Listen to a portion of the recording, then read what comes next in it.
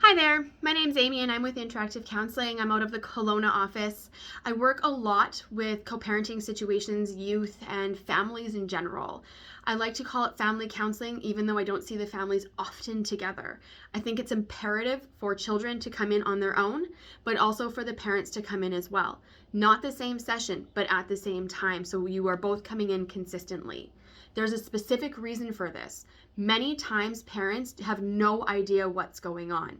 I think it's important that we address this right now because I know so many parents are clueless. It's not that you're not a good parent. We all are trying our absolute best, and it's really nice to have outside sources to help, outside views, third-party views, just to say, hey, your kid is struggling in this area, or let's do some parenting changes, and you don't even have to tell the parents exactly why. It's really, really, really beneficial to parents to have somebody in their corner as well. I'm going to give some small statements that youth have said to me lately. I'm not even there to them. When we're talking about their parents, a youth just said to me, I'm not even there to my parents. What is the point of me talking to them? As a parent myself, I would be gutted if my kid said this. It just shattered me in this session because they are very much so there. I reassured them that they are there to me and that I see and that I care and I know that their parents care, but maybe they're just missing something.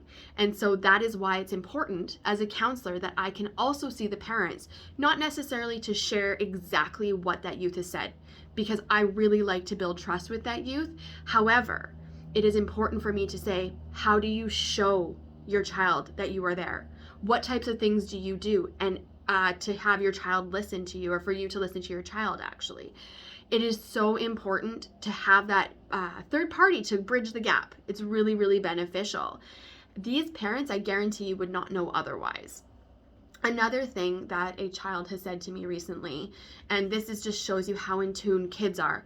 My parents use me as a weapon to one another. A weapon. Like, my mind was blown that a child could actually tell me that and be able to address and assess that situation to process it. But that also is telling me that the kid is just shutting down, shutting in. This child is not letting anybody know what's going on because they're being used as a weapon. Why would you talk to a parent who is supposed to be your safe person if they are feeling like you are going to take their words and twist it against the other parent? Like, this is so huge, and I really want parents to understand that kids can actually feel way more than what you give them credit for. You might think that you're hiding some things, or even just a swift comment about mom or dad to one another or to the child about one another is not a big deal, and it's huge.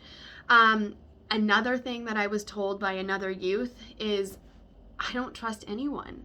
I don't trust my parents. How can I trust anybody else if I can't trust my parents? Again, nailed it.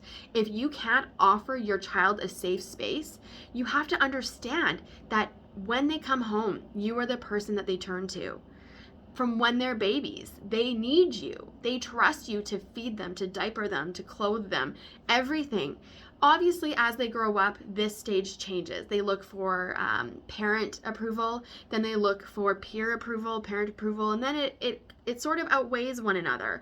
But at the end of the day, they need to know that they can call mom or dad or their guardian, whoever their safe person is, and know that they will be received with love. Yes, you can absolutely be angry and frustrated at your kids. There is no perfect parenting. None. And there's no perfect child. We all have our moments. And like I say to my kids, it's what we call being a human. Let's all understand that, yeah, you know what? Kids might act up. Are they tired? I don't know about you, but sometimes when I'm tired, I'm not the nicest of people. I can admit that. Kids don't have the understanding of saying, oh my gosh, I'm tired. I don't know about your kids, but I know my kids will actually just say, I'm not tired. And my husband and I will look at each other and say, okay, honey, knowing that, yeah, we got to put them to bed early, not necessarily saying it. But it's, as a parent, it's our job to assess the situation.